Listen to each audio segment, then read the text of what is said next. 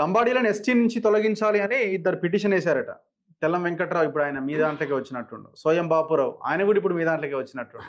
ఒక ఆయనేమో బీఆర్ఎస్ నుంచి వచ్చిండు, ఒక ఆయనేమో బీజేపీ నుంచి వచ్చినట్టున్నాడు. లంబాడీలని ఎస్టీ జాబితా నుంచి తొలగించాలని గతంలో హైకోర్టులో పిటిషన్ వేసినట్టున్నారు. హైకోర్టు కొట్టేసింది, మళ్ళీ సుప్రీంకోర్టుకి వెళ్ళారు.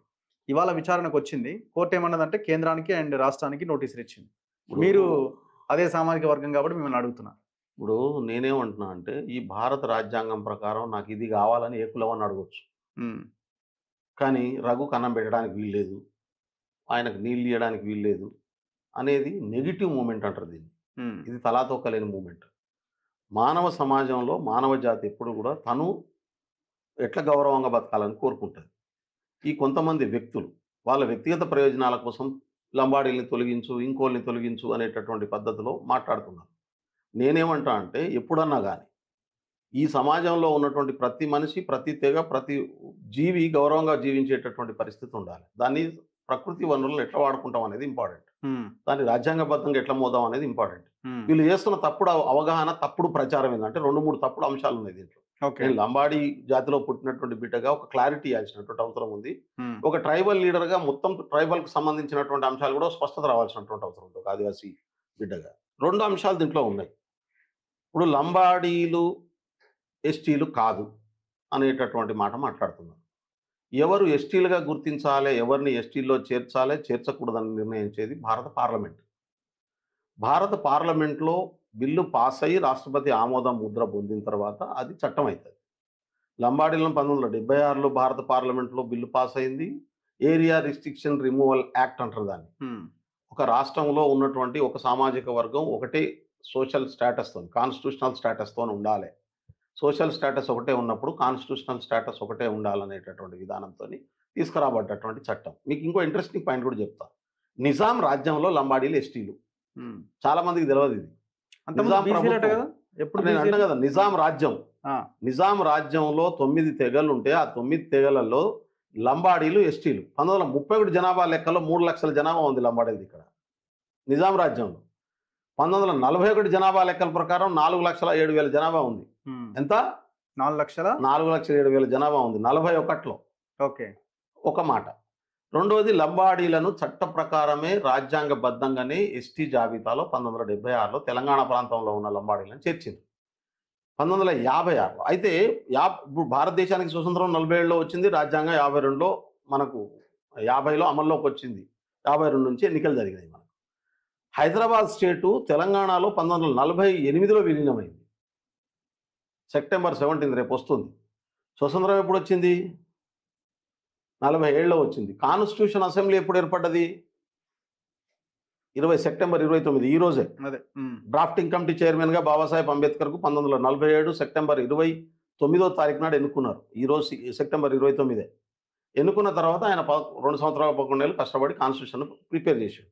ఆయా రాష్ట్రాలకు ఆయనకు లెటర్లు పెట్టిరు. అప్పుడు ప్రభుత్వం కింద ఉన్నటువంటి ఇప్పుడు హైదరాబాద్ స్టేట్ ఏడు ఉన్నది, మేము ఇండిపెండెంట్గా ఉండాలి, మేము భారతదేశంలో కలవం, పాకిస్తాన్లో కలవం అని కొట్లాడుతున్నారు.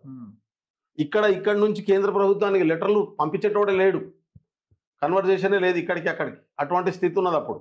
అటువంటి క్రమంలో మన కాన్స్టిట్యూషన్ ప్రిపేర్ అయింది. సరే, అప్పటికే ఆంధ్ర ప్రాంతంలో, రాయలసీమ ప్రాంతంలో ఉన్నటువంటి లంబాడీలు ఎస్టీ జాబితాలోకి వచ్చిరు. వాళ్ళు మద్రాస్ ప్రెసిడెన్సీ కింద ఉన్నారు. వాళ్ళంతా ఆంధ్రప్రదేశ్లోకి వచ్చిరు, ఆంధ్రాలోకి వచ్చారు, ఆంధ్ర రాష్ట్రంలో. ఆంధ్ర రాష్ట్రం 19 ఏర్పడిన తర్వాత వాళ్ళు ఎస్టీల కిందనే ఉన్నారు. 1956లో ఆంధ్ర రాష్ట్రం, తెలంగాణ రాష్ట్రం ఒకటైంది. ఓకే, ఒకటైన తర్వాత 1956లో వచ్చినటువంటి యాక్ట్లో కూడా లేరు. ఎందుకంటే అప్పటికి ఆంధ్రప్రదేశ్ ఏర్పడలే. ఆ యాక్ట్ అక్టోబర్లో వస్తే ఆంధ్రప్రదేశ్ నవంబర్ 1వ తారీఖు ఏర్పడ్డది. ఏర్పడ్డ తర్వాత ఒకటే రాష్ట్రంలో అప్పుడు ఆంధ్రప్రదేశ్లో ఉన్నటువంటి ఏరియా రిస్ట్రిక్షన్ రిమూవల్ యాక్ట్ ప్రకారం తెలంగాణ వాళ్ళను ఎస్టీ జాబితాలో కేంద్ర ప్రభుత్వం చేర్చింది. దానికి పార్లమెంట్ పాస్ అయ్యింది, రాష్ట్రపతి ఆమోదించిండు, కేంద్ర ప్రభుత్వం గజెట్ ఉంది. అది ఇటువంటిది ఏమీ జరగలేదని ప్రచారం చేస్తారు మా స్వయం బాబురావు కొంతమంది, వాళ్ళకి అవగాహన లేక. నేను మళ్ళీ చెప్తున్నా, ఈ గజెట్లో అలా కావాలంటే నేను ఇస్తాను, మీకు కూడా పంపిస్తే మీరు పంపించండి, అలా కూడా అయిపోతుంది. అన్ని రకాల చట్ట ప్రకారం జరగాల్సిన ప్రక్రియ అంతా జరిగింది. ఇది మభ్యపెట్టడం కోసం వాళ్ళ అమాయకమైనటువంటి కొన్ని ఆదివాసీ తెగలను రెచ్చగొట్టడం కోసం వాడుతున్న తప్ప ఇంకోటి లేదు. పెద్ద మూవ్మెంట్ కదండి ఒకప్పుడు కేసీఆర్ గవర్నమెంట్ లో కూడా. అందుకని చెప్తున్నా, మధ్య ఆదివాసుల మధ్య పెద్ద యుద్ధమే జరిగింది. అది ఉద్దేశపూర్వకంగా క్రియేట్ చేయబడ్డది. మీకు అది కూడా చెప్తున్నాను, దాని వెనకాల రాజకీయ కుట్రలు జరిగినాయి. కేసీఆరే పైసలు ఇచ్చి గోండు కోయలతో ఒక మీటింగు, లంబడోలతో మీటింగ్ పెట్టించిండు. వీళ్ళు ఇది తన్నుకోవాలని చెప్పి, ఎందుకంటే 10% రిజర్వేషన్ ఇవ్వకుండా ఆపాలని చెప్పి. అప్పుడు రాష్ట్ర విభజన తర్వాత వెంటనే ఇక్కడ ఉమ్మడి ఆంధ్రప్రదేశ్లో ఉన్నటువంటి చట్టాలను అడాప్ట్ చేసుకోవాల్సి వస్తుంది. రిజర్వేషన్లో ఉన్న చట్టాలని యాజ్ పర్ ద పాపులేషన్ ప్రకారం అడాప్ట్ చేసుకోవాలి. ఆ అడాప్ట్ చేసుకోవాలంటే 10% ఇవ్వాలి. 10% ఇస్తే నష్టం జరుగుతుంది. ఇమీడియట్గా ఇవ్వలేము మనం, లీగల్ ప్రాబ్లం వస్తాయని ఏం చేసిండు దొర? చాలా తెలివిగా ఈ 2 గ్రూపుల మధ్యన పంచాయతీ క్రియేట్ చేసిండు. ఆయనే తన్నుకునే పరిస్థితి క్రియేట్ చేసిండు. 2 వైపుల నాయకులను పిలిచి పైసలు ఇచ్చి 2 మీటింగ్లు పెట్టించిండు. ఎంత దుర్మార్గమైనటువంటి విధానం. ఇప్పుడు పిటిషన్ వేసింది ఇద్దరు మీ లీడర్లే. అందుకే ఆడనే ఉన్నా, వేసినప్పుడు ఆడనే ఉన్నారు. నేను అంటున్నా అప్పుడు కిషన్ రెడ్డి గారు కూడా అప్పుడు అనౌన్స్ చేసిండ్రు, ఆయన బీజేపీ ఎంపీగా ఉన్నప్పటికీ ఆయన విధానాలను మేము సమర్థించట్లేదు, ఆయన వ్యక్తిగతం అని చెప్పిండు. ఆయన కూడా నాకు వ్యక్తిగతం అని చెప్పాడు. స్వయం బాపురావు అప్పుడు బీజేపీ ఎంపీగా ఆయన వేసింది. తెల్ల వెంకట్రావు అప్పుడు బీఆర్ఎస్ లో ఉన్నాడు. ఇప్పుడు కాంగ్రెస్ కు ఇంకా ఆయన అఫీషియల్ గా రాలే, కాంగ్రెస్ తో కలిసి తిరుగుతా ఉన్నాడు. నేను అందుకనే అంటా ఉన్నాను, వాళ్ళు వ్యక్తిగత స్థాయిలో వేసిండ్రు. కాంగ్రెస్ పార్టీనే లంబాడీలను ఎస్టీలో చేర్చింది. ఫర్ యువర్ కైండ్ ఇన్ఫర్మేషన్, లంబాడీలు ఎస్టీలు కావడానికి కాంగ్రెస్ పార్టీ సహకరించింది, కాంగ్రెస్ పార్టీ చేర్చింది. ఇందిరాగాంధీ దయ వల్లనే ఇవాళ బెలే నాయక్ చదువుకొని వచ్చి మీ దగ్గర కూర్చొని మాట్లాడుతున్నారు. కాంగ్రెస్ పార్టీ లేకపోతే నేను చదువుకునేటోని కాదు, ఎన్నో బర్రెలు కాసుకొని ఉంటుంటే నాకు రిజర్వేషన్ ఉండేది కాదు, ఎస్టీలో రాకపోయేది. నేనే కాదు, ఇవాళ లక్షల మంది వేల మంది ఉద్యోగాలు చేస్తున్నటువంటి వాళ్ళందరూ స్టాండ్ క్లియర్ అయిపోయి నోటీస్ సుప్రీంకోర్టు అదే చెప్తారా? ఖచ్చితంగా చెప్తాం. ఆ రోజు జరిగినటువంటి ప్రక్రియ డీటెయిల్స్ అని ఇస్తాము. ఇదేమో దాచుకొని చేసింది కాదు కదా. కేంద్ర ప్రభుత్వం దగ్గర డాక్యుమెంట్స్ ఉన్నాయి, రాష్ట్ర ప్రభుత్వాల దగ్గర డాక్యుమెంట్స్ ఉన్నాయి. దాంట్లో ఏం తల తీసుకోవాల్సిన అవసరం లేదు. నంబర్ 1. నంబర్ 2, ఇంకో తప్పుడు ప్రచారం ఏం చేస్తున్నారు అంటే వీళ్ళంతా మహారాష్ట్ర నుంచి కర్ణాటక నుంచి వలస వచ్చారు. వీళ్ళకి ఏం చెప్పాలో నాకు దానికి ఎగ్జాంపుల్ ఏం చేస్తారంటే నేను చెప్పేది నాటి ఉన్నత వర్గాలు శాఖల వాళ్ళు మన దగ్గర ఏంది మన దగ్గర బీసీ కదా, పక్క కర్ణాటకలో ఏంది ఎస్సీ, తమిళనాడులో ఏంది ఎస్సీ. ఇట్లా ఒక్కొక్క కులం ఒక్కొక్క రాష్ట్రానికి ఒక్కొక్క సోషల్ స్టాటస్ ఉంది. గోండులు ఏంది మన దగ్గర ఏంది గోండులు ఎస్టీ కదా. యూపీలో పోయి ఎస్టీ సర్టిఫికేట్ తీసుకోపో, ఇస్తారేమో. ఇప్పుడు నీకు బిర్సా ముండా ఏంది, ముండా కమ్యూనిటీ కదా. బిర్సా ముండాను మించిన ఆదివాసీ నాయకుడు లేడు కదా. బిర్సా ముండా కమ్యూనిటీ ఏంది ఇప్పుడు ఎస్టీలలో ఉందా? అస్సాంలో ఓబీసీలో ఉంది కదా. నీకు రాజ్యాంగబద్ధమైన స్టేటస్ వేరు, ఒరిజినల్ నీకున్నటువంటి ట్రైబల్ ఐడెంటిటీ వేరు. ఇప్పుడు బిర్సా ముండా కమ్యూనిటీ ఒరిస్సా నీకు పక్కనే ఉన్నటువంటి అస్సాంలో ఇవాళ ఓబీసీ కింద ఉన్నది. కూడా తెలుసుకోండి, నేను చెప్తున్నా. లంబాడీ కమ్యూనిటీ 3 రాష్ట్రాల్లో ఎస్టీల కింద ఉన్నారు, దాదాపు 18-19 రాష్ట్రాల్లో ఎస్సీల కింద ఉన్నారు. నీకు రాజస్థాన్లోనైతే 4 రకాల సోషల్ స్టాటస్లు ఉన్నాయి. కొన్ని జిల్లాలో ఎస్సీలు, కొన్ని జిల్లాలో ఎస్టీలు, కొన్ని జిల్లాలో ఓబీసీలు. విచిత్రంగా ఉన్నది. ఉత్తరప్రదేశ్లో 6 జిల్లాలో ఎస్సీల కింద ఉన్నారు. ఇక్కడ చాలా కమ్యూనిటీస్. ఇది ఓన్లీ లంబాడీల బంజారాల సమస్య కాదు, ఇది బంజారాల సమస్య కాదు. మన దగ్గర ఎస్టీ కింద ఉన్నది, మన దగ్గర బీసీ కింద ఉన్నది. ఇప్పుడు వాళ్ళ మొన్న కలపాలని చెప్పి తీర్మానం చేసి పంపించాలి కేసీఆర్ గారు. బోయలు, వాల్మీకి బోయలు. ఇప్పుడు మన రాష్ట్రంలో ఏజెన్సీలో బోయలు ఎస్టీ, తెలుసా పోనీ మీకు? ఏజెన్సీలో బోయలు ఎస్టీ, ప్లేన్ ఏరియాలో ఓబీసీ. షెడ్యూల్డ్ ఏరియాలో ఉంటేనేమో ఎస్టీ అవుతాడు, నాన్ షెడ్యూల్డ్ ఏరియాలోనే ఓబీసీ అవుతాడు. ఇది రాజ్యాంగాన్ని అమలు చేస్తున్నటువంటి క్రమంలో జరిగినటువంటి చాలా పొరపాట్లు జరిగినాయి. దీంట్లో ఈ క్యాస్ట్ సెలక్షన్ సంబంధించి ఆ రోజు సరి అయినటువంటి డేటా లేకపోవడం వల్ల జరిగినటువంటి పరిస్థితి. సరే, ఇది జనరల్ పర్సెప్షన్. అయితే లంబాడీల జనాభా 71-81 జనాభా లెక్కలు చూసి చెప్తారు.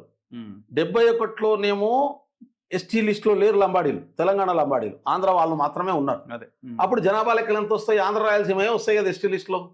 ఓబీసీ జనగణన చేసే లేదు కాబట్టి నాన్ ఎస్సీ ఎస్టీ తప్ప ఇంకో జనగణన చేయరు. 81కి వచ్చిన వాళ్ళకు తెలంగాణ లంబాడీలు కూడా ఎస్టీలోకి వచ్చారు. 81 ఒకటేసారిలో నీకు ఆల్మోస్ట్ 10 లక్షల జనాభా పెరిగినట్టుగా ఉంటుంది ఒకటేసారి. ఓకే, కాబట్టి 71లో నువ్వు ఓబీసీ కింద ఉన్నటువంటి జనాభాను 81కి వచ్చేసరికి ఎస్టీలో కౌంట్ చేసినప్పుడు న్యాచురల్గానే వస్తుంది, అలా అంత వలస వచ్చిన వల్ల. కాబట్టి ఇది అవగాహన లేకుండా అన్సైంటిఫిక్గా మాట్లాడేటటువంటి మాటలు. ఫర్ ఎగ్జాంపుల్ చెప్తా, ఆదిలాబాద్ జిల్లాని తీసుకుందాం ఉదాహరణకు. 71 జనాభా లెక్కలకు 81 జనాభా లెక్కలకు ఆదిలాబాద్ జనాభా ఎంత పెరిగింది? అదే 2.3% పెరిగింది. మరి ఆ లెక్క ప్రకారం ఆదిలాబాద్లో ఒక 10 లక్షల మందో 5 లక్షల మందో వలస వస్తే మరి ఓవరాల్ జనాభా పెరగాలి కదా. 7 వచ్చింది, పెరగలే. ఎందుకు పెరగలే ఓవరాల్? అందుకనే ఈ కన్ఫ్యూజన్తో కొంతమంది నాయకులు వాళ్ళ వ్యక్తిగతం కోసం చేస్తున్నటువంటి పని. నేను ఆయనను కానీ స్వయం బాబురావు గారిని కోరుతా ఉన్నాను, ఇటువంటి మానేసి దయచేసి విత్డ్రా చేసుకోండి, ఇటువంటి కేసులు లేకుండా. ఇవాళ సమిష్టిగా కొట్లాడాల్సినటువంటి అవసరం ఉంది. ఇంకో ఎగ్జాంపుల్ కూడా చెప్తాను నేను మీకు. ఫర్ ఎగ్జాంపుల్ మీరు అనుకున్న పద్ధతి ప్రకారమే లంబడోళ్ళని ఎస్టీలకు వెళ్ళి తీసేసిరు అనుకుందాం, కసేపు తీసేసిరు అనుకుందాం. ఎంత పర్సెంట్ ఉంటుంది ఇట్లా జనాభా, ఎస్టీల జనాభా? ఎవరిని తీసేస్తే ఇప్పుడు లంబడోళ్ళని ఎస్టీకి వెళ్ళి తీసేసిరు. లంబడోళ్ళ జనాభా 65% ఉంది మొత్తం ఎస్టీ జనాభాలో. ఓకే, 6% 3% ఉంటుంది. 3%, ఓకే, 3% ఉంటుంది. ఎన్ని ఎమ్మెల్యే సీట్లు వస్తాయి? ఒక్క ఎంపీ సీట్ వస్తుంది, ఒక్కటి కూడా రాదు. ఎంత బడ్జెట్ వస్తుంది? ఏం డెవలప్మెంట్ అవుతుంది? కాబట్టి అవగాహన లేకుండా ఉన్నదాన్ని చెడగొట్టుకొని మనం పిచ్చి పిచ్చి వేషాలు చేసి ప్రజలకు నష్టం చేసేటటువంటి పని చేసుకోవడం మంచిది కాదు.